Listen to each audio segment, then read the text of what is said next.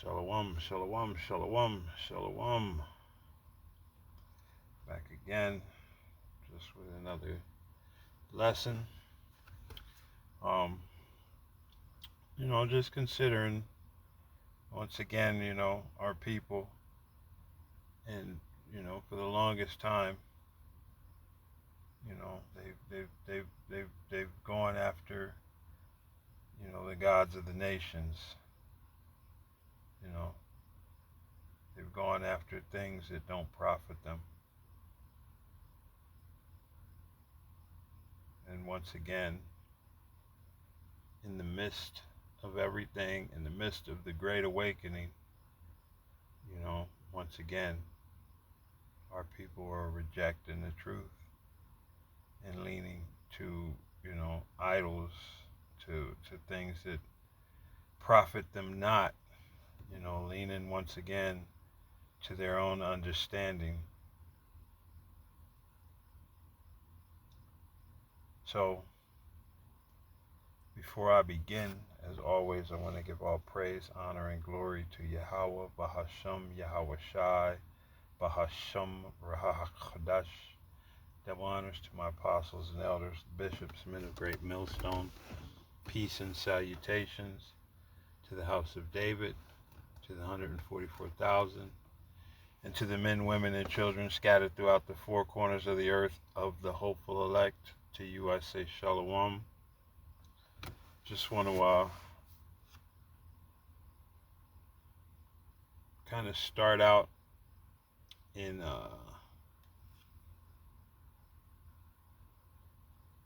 First Samuel, and go to 5. And it's a short chapter, but the point is, in the presence of our power, the idols of the nations bow down. So this is 1 Samuel, and I'm going to kind of jump around. I'm not going to make it a long lesson. It says, and the Philistines took the ark of the Most High and brought it from Ebenezer to Ashdod, unto Ashdod. And that's one of the coastal cities, and that's also one of the cities that the most, what have you to declare with me, O Tyre and Zidon. And I think it was all the coast. I may be thinking of another one, Salakia. I have to look it up. But to continue, it says, and when the Philistines took the ark of the Most High, they brought it in unto the house of Dagon, and set it by Dagon. And when they of Ashdod arose on the morrow, behold, Dagon was fallen upon his face to the earth before the ark of Yahawah, and they took Dagon and set him in his place again.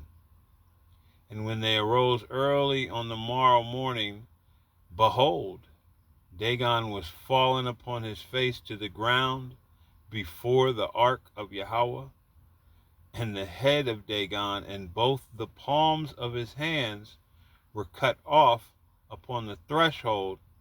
Only the stump of Dagon was left to him. And I read that to make the point that, all, even in their idol form, even in their graven image form, before the presence of Yahawah Bashem Yahawashi, and they can't remain erect, even in a graven image, the image knew to bow down.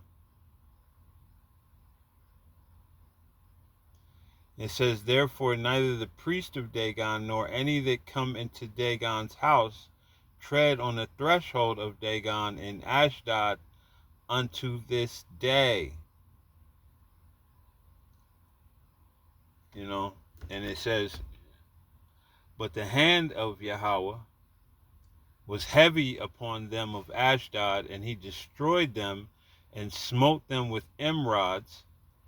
And Those are hemorrhoids, if I'm not mistaken. But let's go over to the blue letter.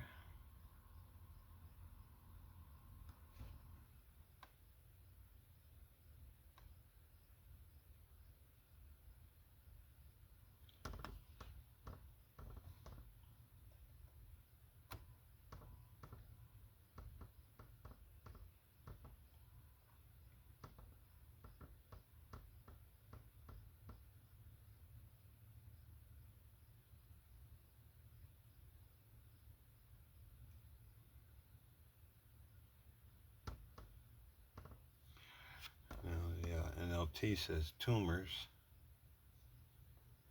Let's see here.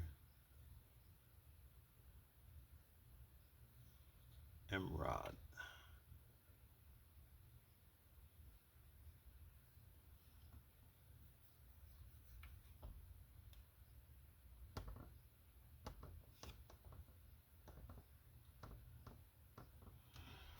I gotta appreciate when the blue letter is doing its thing. Doesn't want to respond, of course. Slovakia. Let me see, maybe it's...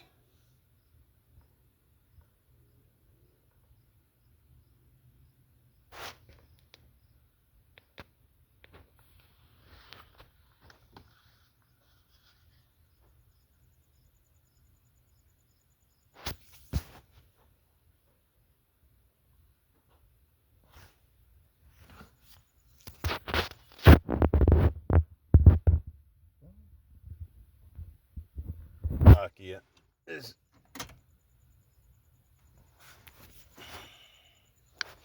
I love when my phone just decides, man, how is it? It won't even let me turn the damn Bluetooth off.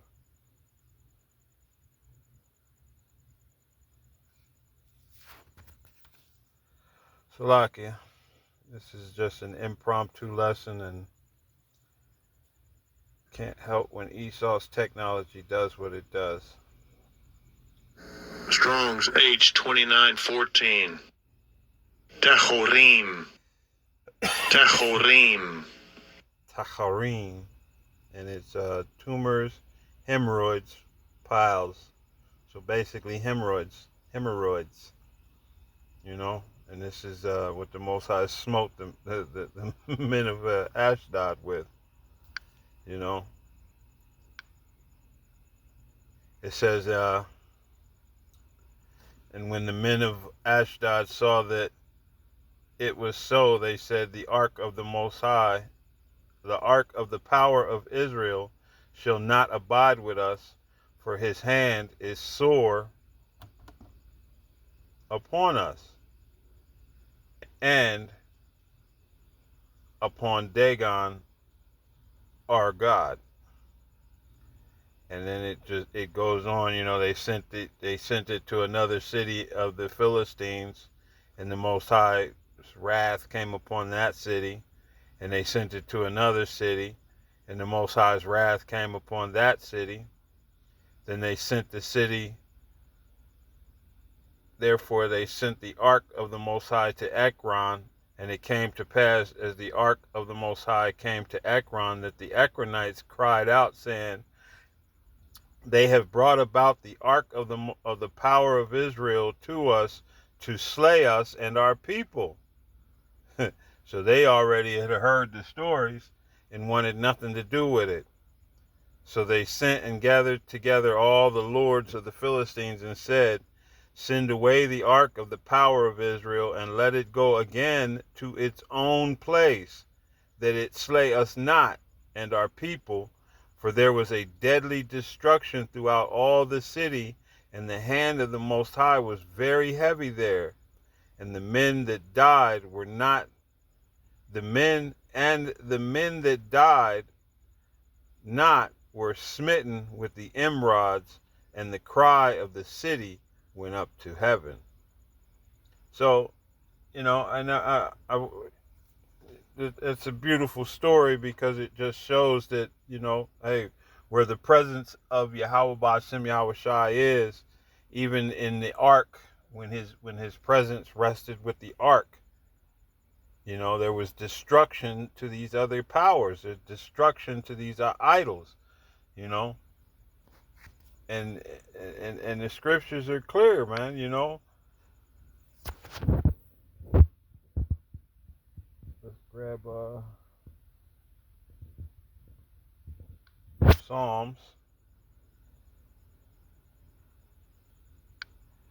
96 and 5, and it reads, "For Yahweh is," verse 4. "For Yahweh is great and greatly to be praised. He is to be feared above all gods. For all the gods of the nations are idols, but Yahweh, YAHAWAHSHI, made the heavens." You know, and the power that did that, you know, the power that made the heavens, well, let's stay in Psalms. I believe it's Psalms.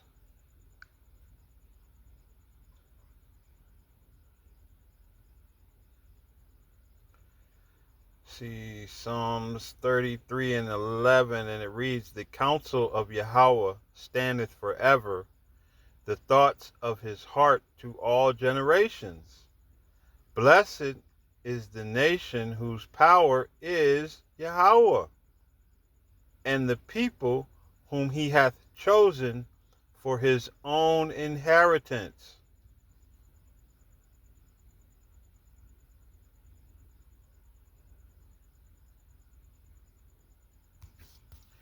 And, well, who is his inheritance?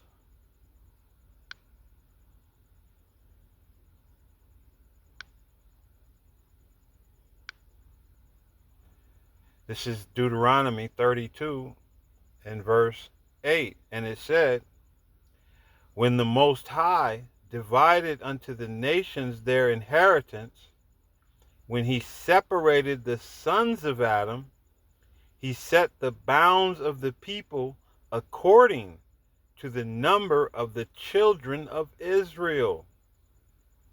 For Yahweh's portion is his people.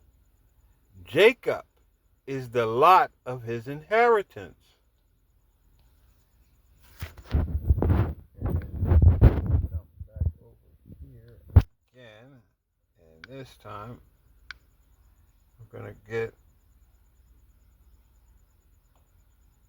this Deuteronomy again.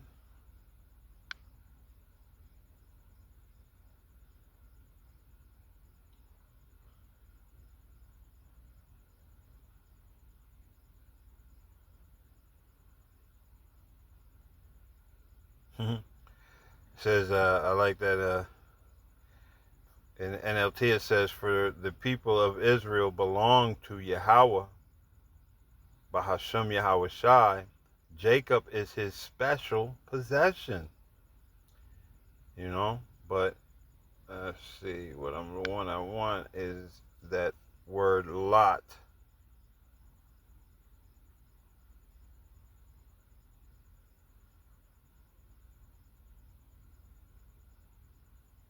Strong's H2256. Chevel. Chevel. Hevel. A cord, rope, territory, band, company, a rope cord, a measuring cord or line, a measured portion, lot, part, region, a band or company, pain, sorrow, travail, pang, pains of travail, pangs, pains, pangs, union. So essentially, a measured portion, lot, part, region. So of all of the earth, of all of the people of the earth, the people that he chose is Israel, you know. And our people, man, what do? They perpetually and constantly run off seeking after after idols. I'm not even gonna call them powers. They're idols. You know, like the other nations. This shit. Even when they pretend as though they're worshiping the power of Israel, what do? They change the name, they change the identity, they change the will, they change the word, everything about it, you know. Everything about it they change to suit them, you know. But hey, Israel Israel accepts these other nations' gods, you know, like man, with all acceptance. This is Jeremiah 2:11, and it reads, "Hath a nation changed their gods, which are yet no gods? But my people have changed their glory for that which doth not profit. Be astonished, O ye heavens, at this, and be horribly afraid. Be ye very desolate, saith Yahawah. For my people have committed two evils. They have forsaken me, the fountain of living waters, and hewn them out cisterns, broken cisterns, that can hold no water." And this is why we're been in the condition that we've been in. You know, this is why we've been relegated to homeborn slaves. You know, we are still yet this day in our captivity. And why? Because of our wickedness, because of our desire to follow after these other nations, to chase after these things that brought us no benefit. And now in 2025, you know, our people are hell bent on this Christianity again, following after the idols of the other nations, wrapping themselves in the ooey gooey pustulous blanket of Christianity, and refusing to acknowledge the Holy One of Israel.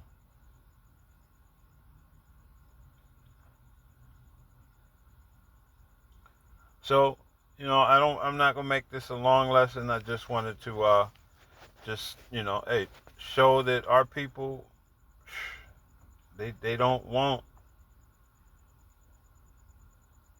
what's good for them. They want to follow after these idols. They want to follow after the gods of these other nations. You know, they don't want